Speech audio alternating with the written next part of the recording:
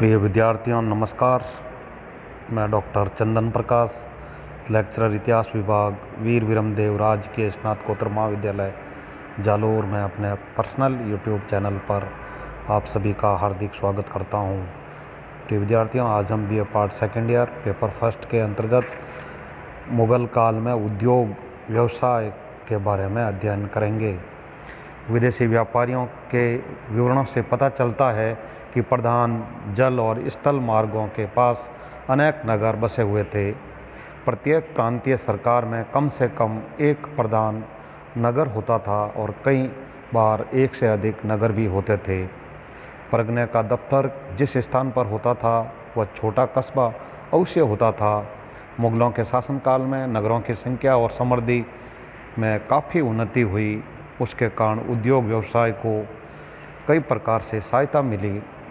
बंगाल, गुजरात और पंजाब में गुड़ को साफ करके चीनी और मिश्री बनाई जाती थी। गुड़ की अपेक्षा चीनी का भाव अधिक था और चीनी की अपेक्षा मिश्री का भाव अधिक था।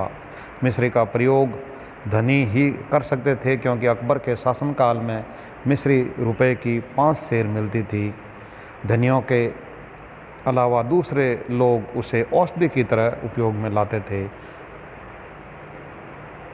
अफीम का प्रयोग औषधियों के निर्माण और सामान्य मादक द्रव्यों के रूप में होता था। अफीम विदेशों में भी भेजी जाती थी। नील का उत्पादन बड़े पैमाने पर होता था और उसका उपयोग भारत में और उससे बाहर भी होता था। कुम्हार और बढ़ई कम आय वाले कुटीर उद्योगों के मालिक थे। उनके सामान की काफ़ी खपत थी। दिल्ली, काशी, चुनार आदि स्थानों में भी मिट्टी की सुंदर चीज़ें बनती थी। उच्च कोटि के मिट्टी के खिलौने भी बनते थे, परंतु उनकी अधिक खपत न थी। बड़े लोग साधारण काम भी करते थे और बहुत बारीक काम भी। वे खेती के यंत्र, बैलगाड़ी, नाव, संदूक, तख्त, चारपाई आदि बनाते थे। इमारतों में काम आने वाली सामग्री भी वे तैयार करते थे। अधिकांश वस्तुएं सादी बनती थी। जो चीज़ें धनी लोगों के लिए अथवा राज दरबार के लिए तैयार होती थी उन्हें उच्च कोटि के कारीगर ही बनाते थे।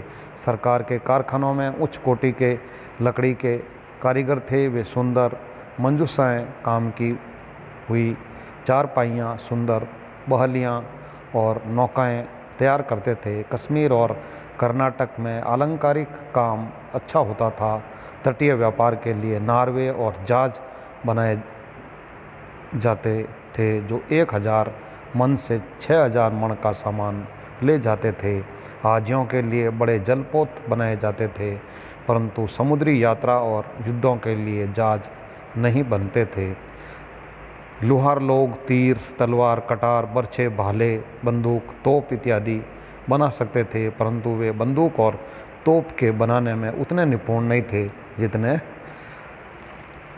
तलवारें और कटार बनाने में। ये उल्लेखनीय बात है कि सरकार ने अपने कारखानों में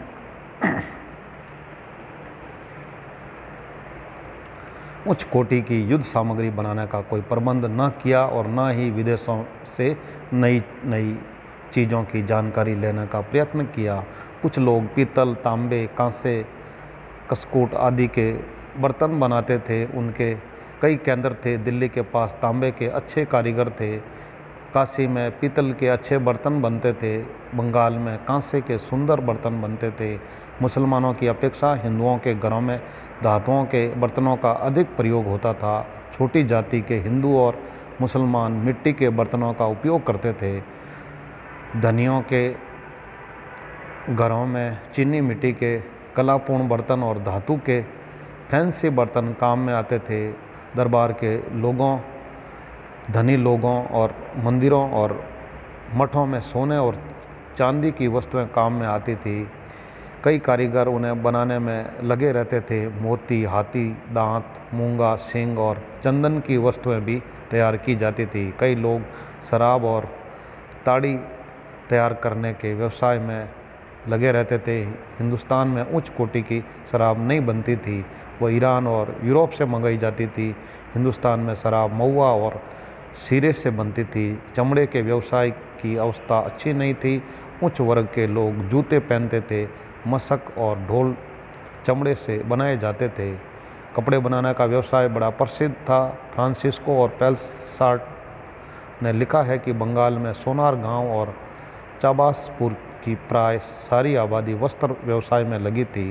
बंगाल में वस्त्रों उत्पादन की प्रचुरता के संबंध में बर्नियर ने लिखा है कि बंगाल में सूती और रेशमी कपड़ा इतना प्रचुर मात्रा में बनता था कि उस सूबे को न केवल मुगल साम्राज्य का ही अपितु सारे पड़ोसी देशों और यूरोप का विशाल भंडार समझना चाहिए। बंगाल के अतिरिक्त उत्तर प्रदेश में मऊ, काशी और आगरा, सिंध, पंजाब में लाहौर, सक्कर, ठट्टा, गुजरात में अहमदाबाद, पाटन, बड़ौदा, भड़ौच और सूरत, खानदेश में बुरहानपुर और दक्षिण में गोलकुंडा सूती कपड़े के व्यवसाय के लिए प्रधान केंद्र थे।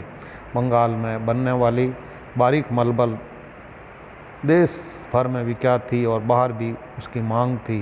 विदेशों में हिंदुस्तान की छींट और मोटे कपड़े की अधिक खपत थी। चीन, जापान, ईरान, अरब, अफ्रीका, मिस्र आदि देशों में भारत का सूती कपड़ा जाता था। विदेशों के व्यापारी कपड़ा खरीदने के लिए भारत आते थे। यूरोप की व्यापारी कंपनियों ने भारत का कपड़ा यूरोप पहुंचाया। सूती वस्त्रों के समान रेशमी वस्त्रों का भी उद्योग उन्नत अवस्था में था। रेशम का सूत कुछ बंगाल और कश्मीर में पैदा होता था और कुछ विदेशों से मंगवाया जाता था। जो रेशमी कपड़े बनाए जाते थे वे साधारण लोगों और धनी लोगों की मांगों को ध्यान में रखकर बनाए जाते थे। मुगल सम्राट अपनी आवश्यकता के कपड़े प्राय अपने कारखानों में तैयार करवाते थे। वे कारखाने लाहौर, आगरा, ढाका और अहमदाबाद में थे। बंगाल में अधिकांश कच्चा माल तैयार होता था। कुछ वह वहाँ ही लग जाता था और कुछ मध्य प्रदेश और गुजरात चला जाता था। रेशम के सबसे अच्छे कपड़े गुजरात में बनते थे।